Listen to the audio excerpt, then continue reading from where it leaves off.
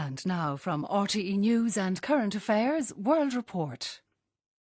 Good morning and welcome to World Report with me, Colm O'Mungain. Coming up on this morning's programme, the curse of Angela, the strange fate of German minority coalition partners, a social media crackdown targets dissenters in China, and the effort to reinvigorate the independence movement in Scotland.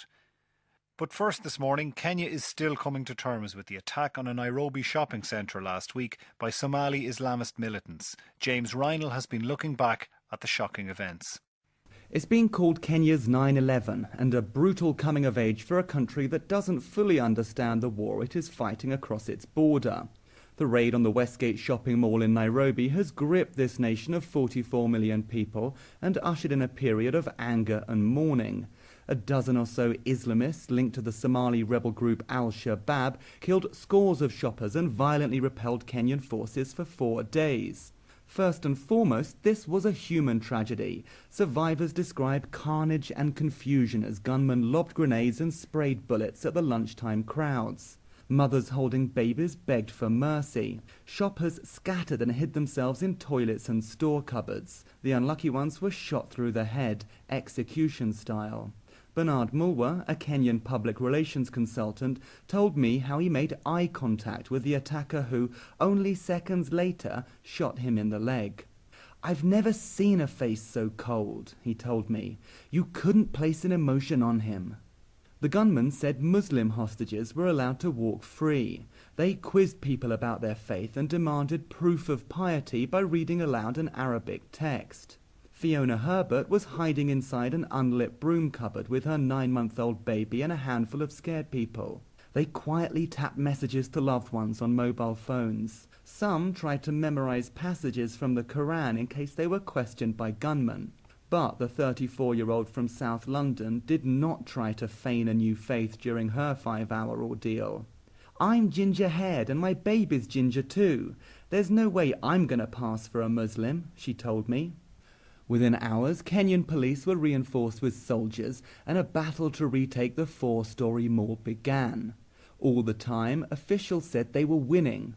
But the explosions, gunfire and black smoke billowing from the mall told a different story.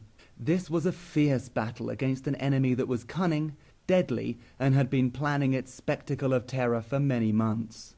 Reports suggested they had rented a shop in the mall and used it to store belt-loaded machine guns and other heavy weaponry. The raid was a better planned and more audacious strike than anything Kenya had witnessed since it invaded Somalia at the end of 2011. Back then, Nairobi joined an African Union force that was pushing al-Shabab out of cities and bolstering a UN-backed government in the capital, Mogadishu.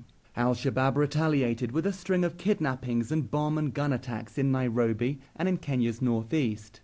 But the group's original threat, to topple the skyscrapers of Nairobi, does not seem to have been followed through until the Westgate siege. And this could be the real game changer for the region. The shopping centre carnage may be a sign that al-Shabab is changing tactics. Ahmed Abdi al-Mohammed emerged as the group's new leader after an internal power struggle in June. Since then, al-Shabab has unleashed several big guerrilla strikes in southern Somalia. Some analysts describe a move to the asymmetric warfare favoured by al-Shabab's parent organisation, al-Qaeda. Others say it is a last-ditch attempt to remain relevant in the face of military setbacks and dwindling support. Over the coming weeks, Kenya will have to decide which of these two versions is true, and how to tackle the al-Shabab threat. For World Report, this is James Reinl in Kenya.